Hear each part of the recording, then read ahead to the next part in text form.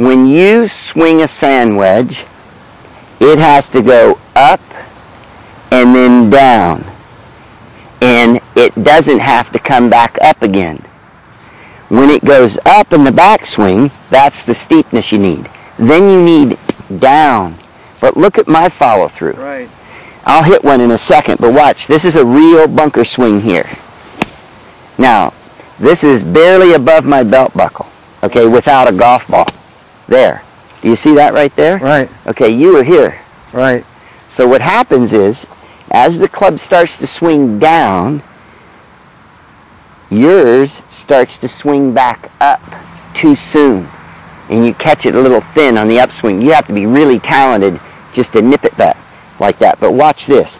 Weight left. Everything you did was fine. You made a perfect backswing. But watch this downswing here. Where's my club head? It's hardly 45 degrees. Yeah. And so I think what you were doing is, like I said, you had the up part, but when you came down, you were trying to pick it out. Okay. And that's where the blade comes from. So here's the method. Ball in the middle of your stance. I have a 7-iron. Okay. Weight on my left side and handle on my left side. Now watch this. If you go back to 9 o'clock, that's too long. If you go back to 7 o'clock, that's way too short.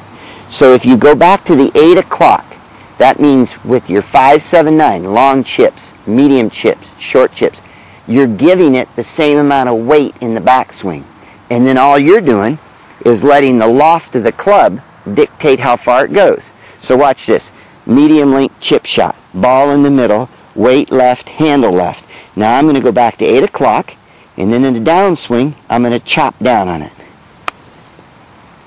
Now, that ball went to the center of the green. So that's another way to use it. If the pin's in the front, 9-iron. If the pin's in the middle, 7. If the pin's in the back, 5-iron. That way you have one chipping swing, but the club selection changes the distance.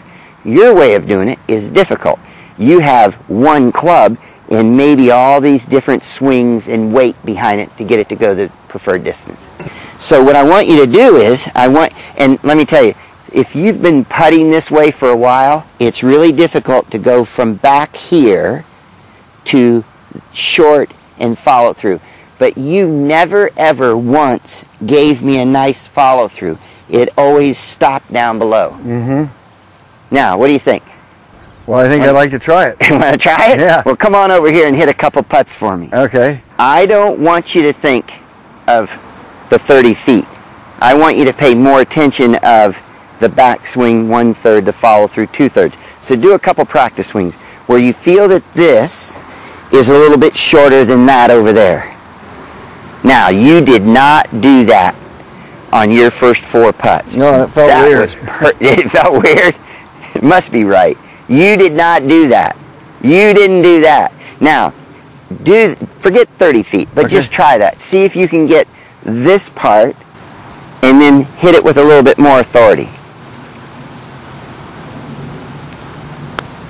I'm going to give you a A+ on the stroke and a A- on the putt. Well done. You want to do another one? Yeah. Want to do another one, or do you think you got it? I think I want to see if I can knock that one in. Yeah. Hey, what you're trying to do with this club is swing it up and then swing it back down. And if you do that, you'll make ball-turf contact more often than not. If you swing it too steep, too much down, then you'll hit line drives. You don't do that. You just kind of hit them too hard or hit them too soft. On the other hand, the length of the backswing controls the distance. What it looks like to me, and we'll get to this in a minute, is that all of your swings were the same, and you try to control the distance by the speed of the arms. Okay. I'll get into that in a little greater detail. But watch. Whether you hit a little one, a medium one, or a long one, watch what I do. Let's say it's a little one. Watch. You'll see the speed of the swing. It's always the same when I follow through. Here's a long one. So the speed from the top of the backswing all the way to the finish is the same. And what I see with you is you make this long swing and then you try to slow it down to match up the distance. So does that Does that No, make a little sense? Exactly what I'm doing.